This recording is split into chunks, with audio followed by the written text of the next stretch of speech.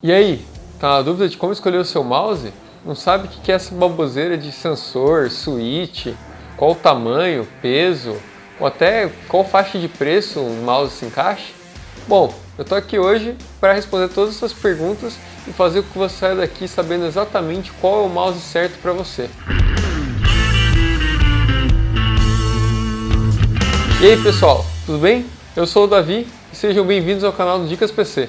Hoje a gente vai sanar todas as suas dúvidas de mouse para você saber exatamente como comprar e qual que vai suprir a sua necessidade. Primeiro vamos falar dos sensores e switches, que são o componente principal para fazer o seu mouse funcionar. Afinal, eles que vão registrar o movimento e o clique do seu mouse. Os switches são basicamente essa abertura aqui que tem embaixo do mouse e eles são o que vai registrar o movimento do seu mouse. Eles são responsáveis por fazer com que você tenha mais precisão, que o mouse registre cada passo que você está fazendo e também não registre o que você não quer registrar.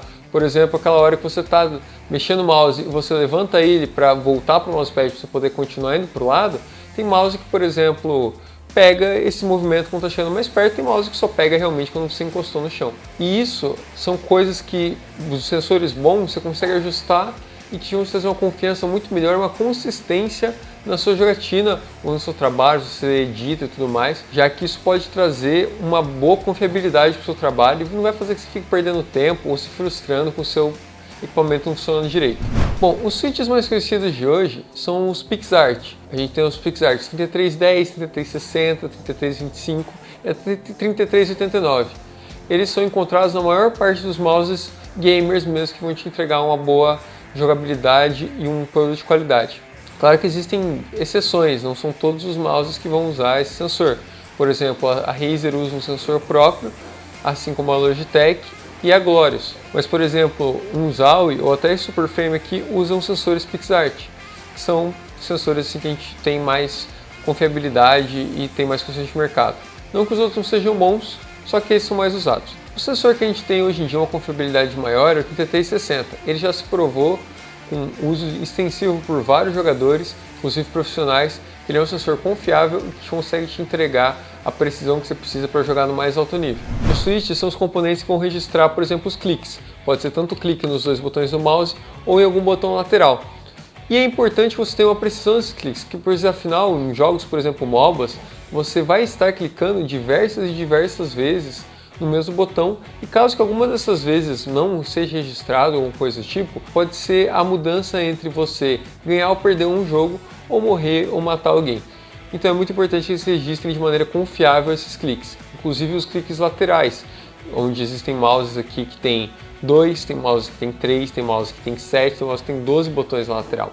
Então é sempre importante que, não importa o número de botões que você tem na lateral, que eles sejam confiáveis, que você consiga depender deles ali para você fazer uma gameplay de melhor qualidade. Os switches mais usados normalmente são os Huano e os Omron, que também são muito usados em diversos mouses e conseguem trazer uma boa confiabilidade e uma precisão que vai fazer você jogar em mais alto nível. Existem também os sensores próprios das marcas, como eu já falei, às vezes as marcas que têm sensores próprios também têm switches próprios.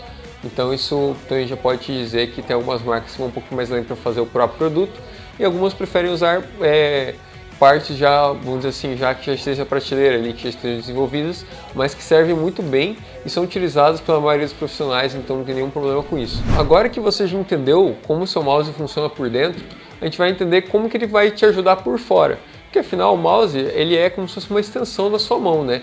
Ele vai estar ali, você vai estar segurando ele, movimentando e tudo mais, e ele tem que ser confortável. Para você atingir esse nível de conforto, você precisa achar qual é o seu grip. O grip é nada mais nada menos a maneira que você segura o seu mouse. E ele vai influenciar que tipo de mouse, que formato de mouse vai conseguir te ajudar. Por exemplo, um mouse mais baixo, ele consegue te ajudar a ter um grip mais confortável, por exemplo, uma pegada fingertip ou claw grip, que são pegadas onde você deixa o mouse mais solto e não fica abraçando o mouse, e sim só tendo contato realmente com as pontas dos dedos ou no máximo a traseira da sua mão aqui. Você não vai ter um contato total com o mouse.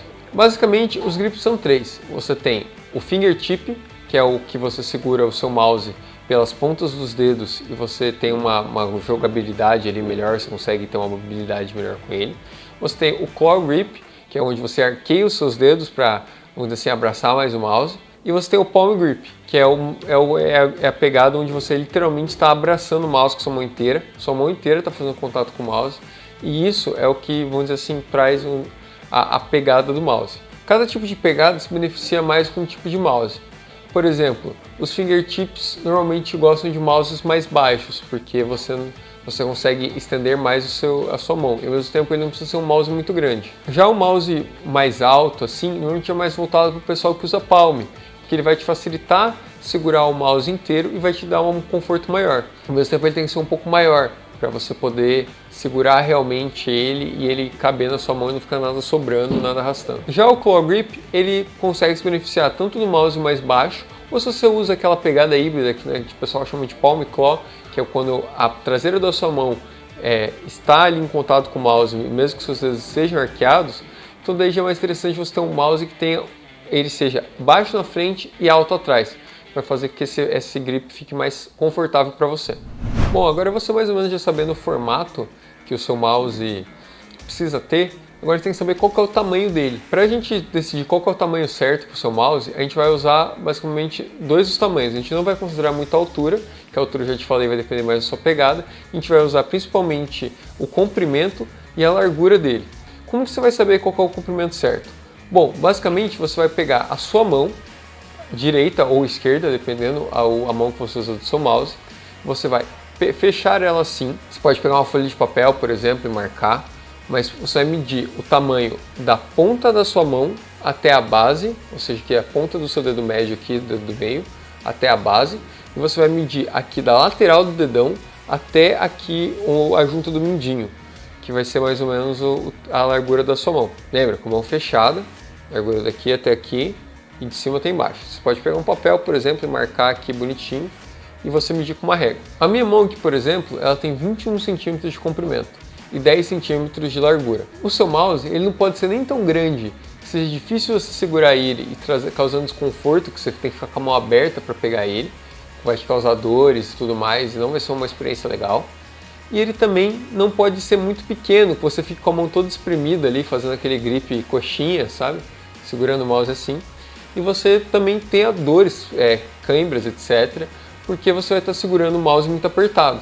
Então, ele tem que ser o tamanho ideal. Então, o que você vai fazer com essas medidas? Você vai multiplicar essas medidas por 0,6, ou seja, 60% do tamanho, e você vai achar a medida que tem que ser o seu mouse, tanto no comprimento quanto na largura. A largura é mais importante do que o comprimento, tá? Então, por exemplo, se você achou um mouse que bate exatamente a largura que tem que ser, mas o comprimento está um pouco maior, um pouco menor, não se preocupa muito com isso. Tenta sempre focar na largura, que ele é o que vai definir realmente o tamanho aqui. O comprimento vai te dar mais um conforto na questão de a sua mão encaixar um pouco melhor. Mas a questão de segurar o mouse, a largura acaba sendo mais interessante. Caso você use Palm, por exemplo, você vai precisar de um mouse um pouquinho maior. E você pode usar 0,65 ao invés de 0,6. Vai te dar uma noção melhor de qual que é o tamanho certo do mouse. Bom, uma tendência muito grande no mundo dos mouses é o peso deles.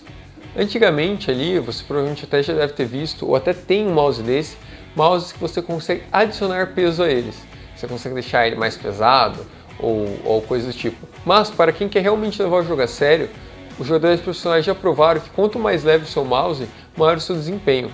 Tanto que um dos modelos mais usados pelos jogadores profissionais tem míseros 60 gramas, o que é muito leve comparado a mouses como a gente tem aqui mesmo, que tem 100, 105, 120, 90 gramas, que são vamos dizer assim, a média da maioria dos mouses.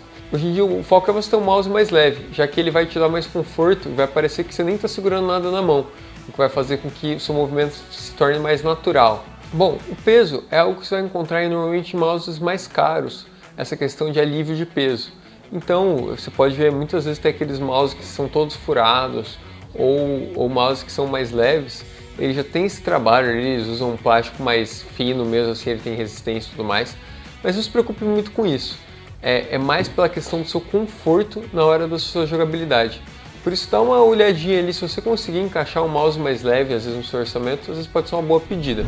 E aí, com ou sem fio? Bom, a tecnologia sem fio já está muito próxima da tecnologia com fio. Basicamente a mesma coisa, você não vê diferença entre as duas tecnologias. O problema é o custo agregado, né? O mouse sem fio ele tem a vantagem de você não ter o atrito dele do cabo com a superfície e nem te limitar no tamanho.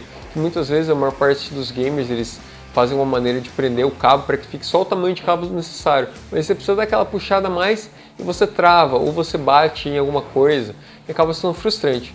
Por isso o mouse sem fio é cada vez uma tendência maior. Mas é claro, como da mesma forma que eles têm seus prós e têm seus contras. Sem fio eles são mais pesados, já que eles têm que ter bateria e outros circuitos envolvendo antenas e tudo mais para poder transmitir esse sinal, o que vai acabar com que ele fique mais pesado. Mas de outra forma também, mouses com fio hoje em dia já vêm com tecnologias ótimas de cabo, principalmente nesses cabos que são trançados, que hoje você quase nem sente o atrito dele com o mousepad e são muito leves também, fazendo que você não tenha nenhum problema também nesse aspecto. Acaba sendo mais a sua preferência e o quanto você tem aí no bolso para poder colocar em um mouse desses. Bom, agora vamos para a parte chata, né? Vamos falar de preço. Preços tem mouse de 20, 15, 60, 100, 200, 300, R$1.000, só é o limite. Mas tem uma faixa de preço onde mais ou menos você já tem todas as funções que você precisa e você já vai estar muito bem servido. Aquela faixa ali entre seus 150 e 350 reais mais ou menos. Existem muitos mouses nessa faixa de preço e são mouses que já tem sensores bons, switches bons e normalmente já tem um shape legal. O que mouses acima desse valor vão te entregar, que mouses nesse valor não vão te entregar? Basicamente tecnologias como C sem fio ou CRGB, ou seja, uma marca específica, tem marcas mais caras do que outras, que acaba, vamos dizer assim, cobrando um royalty assim, por ser de uma marca mais cara, você vai acabar pagando mais caro mesmo às vezes tendo produtos iguais. Desenvolvimento de um shape melhor, alguma coisa do tipo, que às vezes mouses um pouco mais baratos não tem tanto esse desenvolvimento do shape. Mas tem shapes muito confortáveis e com um certo costume ali, se ele tem o tamanho correto para sua mão, ele vai te servir muito bem. Um exemplo muito bom é os mouses da Superframe, que tem o Boss e o Big Boss, o Pixar 3325 e 3360. Eles têm ali um conforto ali e tudo mais, o mouse segura bem na mão. E vamos dizer assim, não vão te deixar na mão. E são mouses ali, eu acho que se não me engano o Boss estava pela faixa dos seus R$180 e o Big Boss estava na faixa dos seus 270. Sem falar que direto em promoção ali você acaba conseguindo um preço melhor. Então não é desculpa você precisar às vezes comprar um mouse de 600, 700 ou até R$1.000. Isso é mais se você realmente precisar dessa vantagem competitiva. E é claro, se você trabalha com isso, se você é um profissional, você precisa ter, vamos dizer assim, a vantagem competitiva e você já vê que o seu mouse está te limitando, aí é claro, aí vale a pena você investir em um mouse de R$1.000, por exemplo, que vai ter todas as funções e características, vamos dizer assim, no mouse topo de linha que acabaram de ser lançados, o que vai acabar te trazendo uma vantagem, querendo ou não, contra seus adversários. Mas para você que joga mais casual, só quer um mouse bom para você não se frustrar e tudo mais, ali o Pixar 3325, 3360 ali num mouse mais custo-benefício ali na sua faixa dos seus 100, 300 reais, tá maravilhoso, beleza? E aí pessoal, curtiram o vídeo? Não esquece de deixar aquele likezão, se inscrever no canal para você não perder mais nenhum vídeo como esse. Não esquece também de comentar aí se ficou alguma dúvida, ou se você tem alguma opinião ali para dar, quer sugerir um tema de um vídeo, ou até mesmo um elogio, por que não? Então, valeu e até a próxima!